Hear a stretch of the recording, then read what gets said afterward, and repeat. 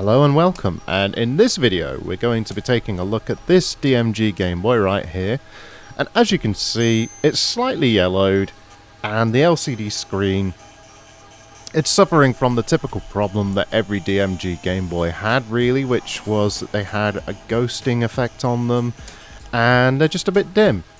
So what we're going to do is replace this LCD with a nice modern LCD screen. I think it's the RIPS V2, this kit, or a knockoff of it anyway. And we're going to replace the shell with a nice atomic clear purple case as well. And so, yeah, it should be good. These old LCDs were good in some ways. They had absolutely excellent battery life because they had low energy consumption. And yeah, so all things considered though, they're not the best. So let's get rid of it, get a nice one in here. And this Formula 1 game's a bit, it's okay. Not my favourite. But let's do a tiny bit of a race. Let's go. Vroom, vroom, vroom, vroom, vroom. Okay, I suck. I suck. Right. Anyway, let's rip this thing open. And let's get the show on the road. And let's get the old screen out and a new one in. So, standard procedure here. We'll rip out all of the old screws, as we can see, and yeah, take all the parts out, desolder the speaker, solder it onto the new RIPS board, and then get the whole thing reassembled and tested. So here we go. And as you can just see, I just vacuumed up our hitchhiker friend who was in that Game Boy. So what are you going to do though, right? So yeah, anyway, here we go. So let's cue the music and sit back, relax, enjoy the show, and watch a Game Boy transform into something new and exciting.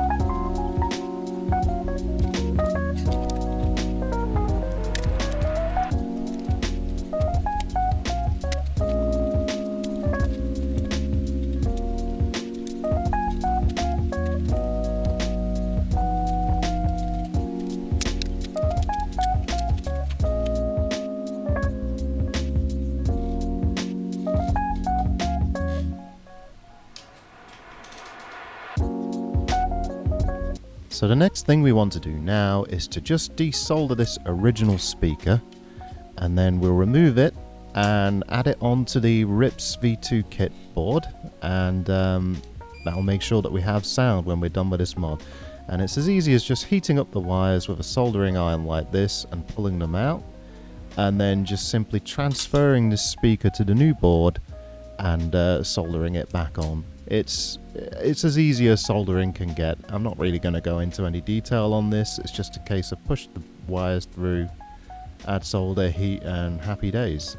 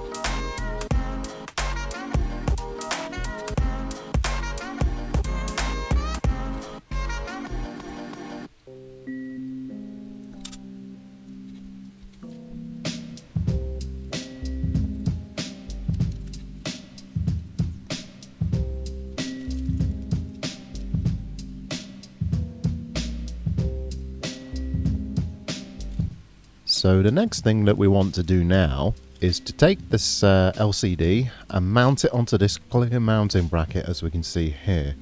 So the trick is we want to mount the PCB on the opposite side with a bit of double-sided adhesive on the back of that PCB onto the clear bracket, and have the LCD on the other side.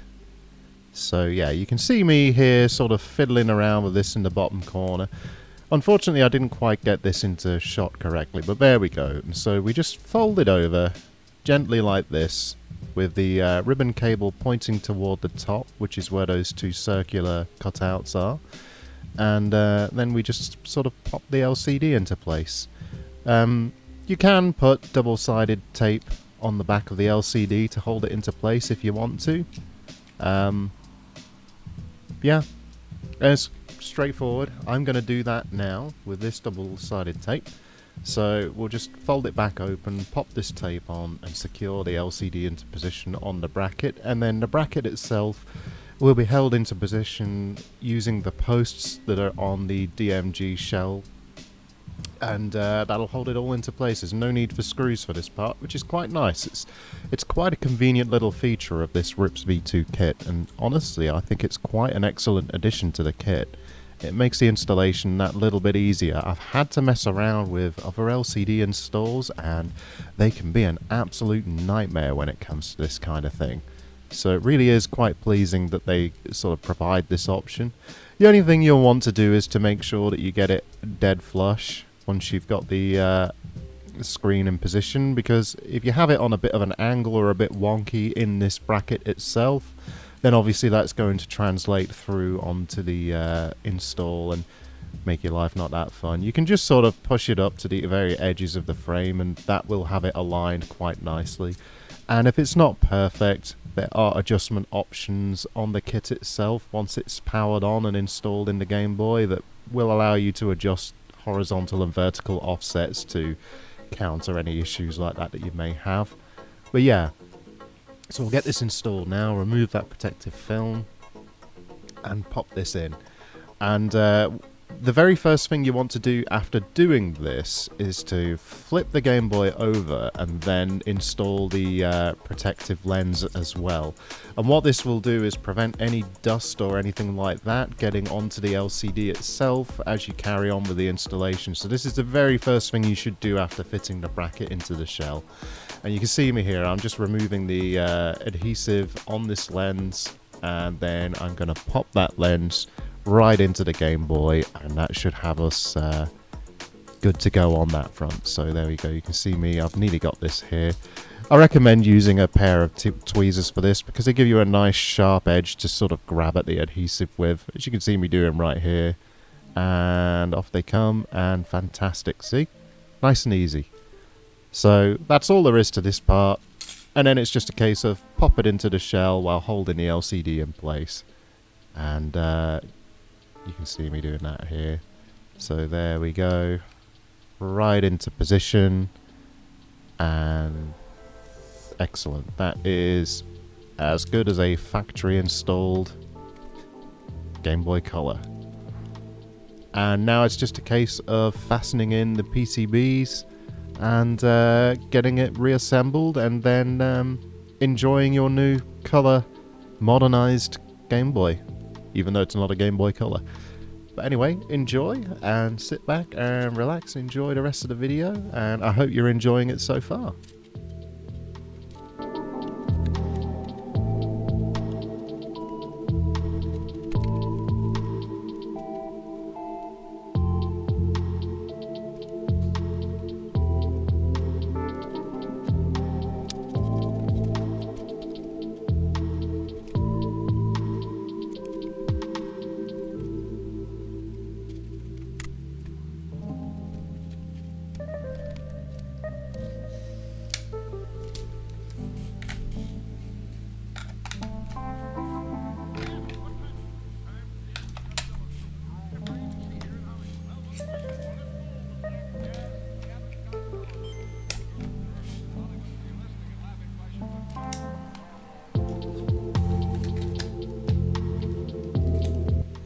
So there we go.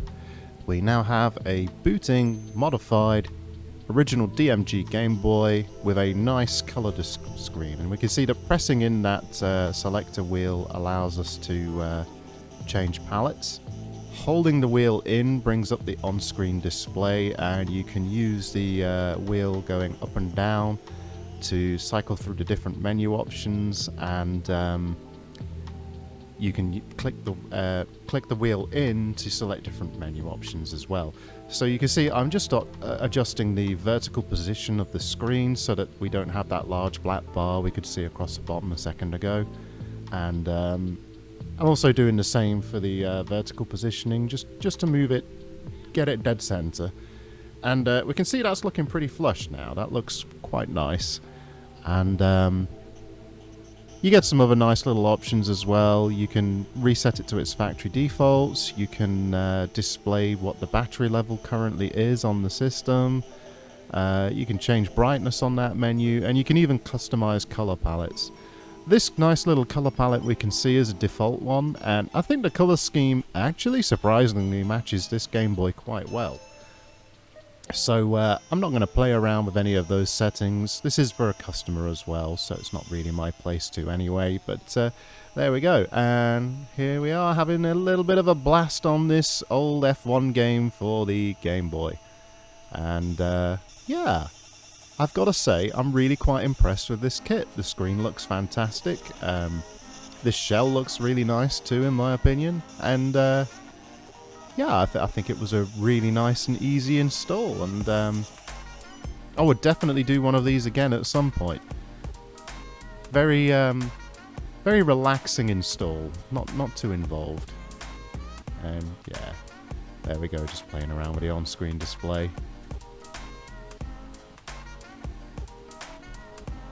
Anyway, as always, it's been an absolute pleasure having you all along for the ride. I hope you enjoyed the video, and if you did, hit the like button, and if you didn't, hit the dislike button, or like the comment that I've pinned that says use this comment as a dislike button if you want to see dislike counts.